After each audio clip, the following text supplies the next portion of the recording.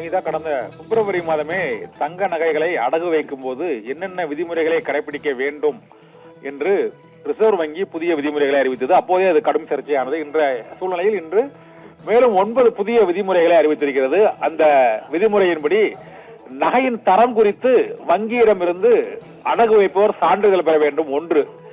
வெள்ளி பொருள்களுக்கு கடன் வழங்குவதற்கு அனுமதி வழங்கப்பட்டிருக்கிறது. தனிநபர் ஒரே 1 கிலோ வெள்ளி மட்டுமே அடகு வைக்க முடியும்.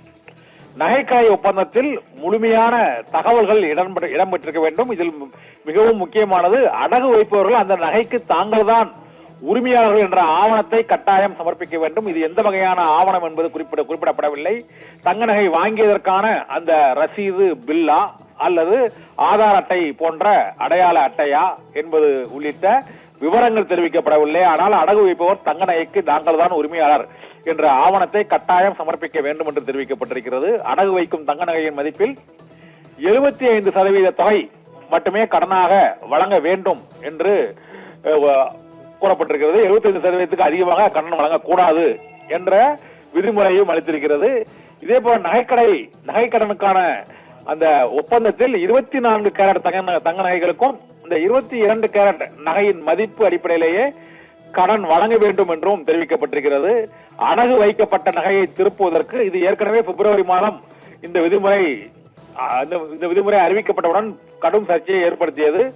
முழு தொகையையும் செலுத்திய பின்னர் 7 நாட்களுக்குள் அந்த நகையை சம்பந்தப்பட்ட வங்கி அல்லது வங்கி இல்லாத நிறுவனம் நகையின் உரிமையாளருக்கு அந்த நகையை திருப்பி அளிக்க வேண்டும். இல்லை என்றால் தாமதமாகும் ஒவ்வொரு நாளொன்றுக்கும் 5000 ரூபாய் இழப்பீடாக வழங்க வேண்டும் என்றும் ரிசர்வ் வங்கியின் புதிய விதிமுறையில் தெரிவிக்கப்பட்டிருக்கிறது. அடகு வைக்கப்பட்ட நகையை திருப்பும் பொழுது முழு தொகையையும் வாடிக்கையாளர் செலுத்த வேண்டும். இதற்கு முன் அடகு வைத்த பின்னர் முழு தொகையையும் செலுத்தாமல் மறு அடகு வைப்பதில் ஒரு எளிமையான நடைமுறை இருந்தது. இப்பொழுது அந்த எளிமையான நடைமுறை ரத்து செய்யப்பட்டிருக்கிறது என்று இந்த புதிய விதிமுறைகள் நகையை வங்கிகளில் அடகு வைப்பவர்களுக்கான 9 புதிய விதிமுறைகளை ரிசர்வ் வங்கி அறிவித்திருக்கிறது. முதலாவது விதி 75% மட்டுமே நகையின் மதிப்பில் கடன் கொடுக்க வேண்டும், அதற்கு கூடுதலாக வழங்கக்கூடாது. இரண்டாவது, அந்த நகை உங்களுடையதுதான், அடகு வைப்பவருக்கு ஒரு சொந்தமானதான் என்பதை நிரூபிக்கும் ஆவணம் சான்று வழங்க வேண்டும். நகையின் தரம் குறித்த சான்றை அந்த வங்கியில் இருந்து பெற வேண்டும் என்றும், வெள்ளி பொருட்களை 1 கிலோவுக்கு மேல் அடகு வைக்க அனுமதி இல்லை என்றும் தெரிவிக்கப்பட்டிருக்கிறது.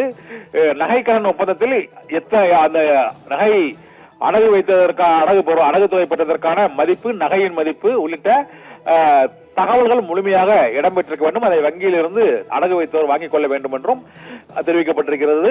நகைக்கடை ஒப்பந்தத்தில் 24 கேரட் நகைகளுக்கும் 22 கேரட் நகைகளையே 22 கேரட் நகையின் மதிப்படிப்பிலேயே கடன் வழங்க வேண்டும் என்றும் தெரிவிக்கப்பட்டிருக்கிறது. அடகு வைக்கப்பட்ட அந்த நகையை திருப்புவதற்கான முழு தொகையையும் வாடிக்கையாளர் செலுத்திய 7 நாட்களுக்குள் நகையை திருப்பி அளிக்க வேண்டும் என்றும், இல்லையெனில் சம்பந்தப்பட்ட வங்கி அல்லது வங்கி இல்லா நிறுவனம் நகையின் உரிமையாளருக்கு தாமதமாகும் நாளொன்றுக்கு 5000 ரூபாய் இழப்பீடாக வழங்க வேண்டும் என்றும் அந்த புதிய விதிமுறையில் தெரிவிக்கப்பட்டிருக்கிறது. நகைக்கடனுக்கான புதிய விதிமுறைகள் 9 விதிமுறைகளை அறிவித்திருக்கிறது. இதன்படி நகைக்கடன் ஒப்பந்தத்தில் முழுமையான தகவல்கள் இடம்பெற்றிருக்க வேண்டும் என்றும் தெரிவிக்கப்பட்டிருக்கிறது. 24 கேரட் நகைகளுக்கும் 22 கேரட் நகையின் மதிப்பு அடிப்படையிலேயே கடன் வழங்க வேண்டும் என்றும் ரிசர்வ் வங்கியின் புதிய விதிமுறையில் தெரிவிக்கப்பட்டிருக்கிறது. அடகு நகைக்கான முழு தொகையையும் வாடிக்கையாளர்கள் செலுத்திய 7 நாட்களுக்குள் நகைகளை திருப்பி தர வேண்டும் என்றும், இல்லை என்றால் ஒவ்வொரு நாளுக்கும் 5000 ரூபாய் அபராதம் வசூலிக்கப்படும் என்றும், இழப்பீடு வழங்க வேண்டும் என்றும் ரிசர்வ் வங்கியின் புதிய 9 விதிமுறைகளில் குறிப்பிடப்பட்டுள்ளது. நிகிதா.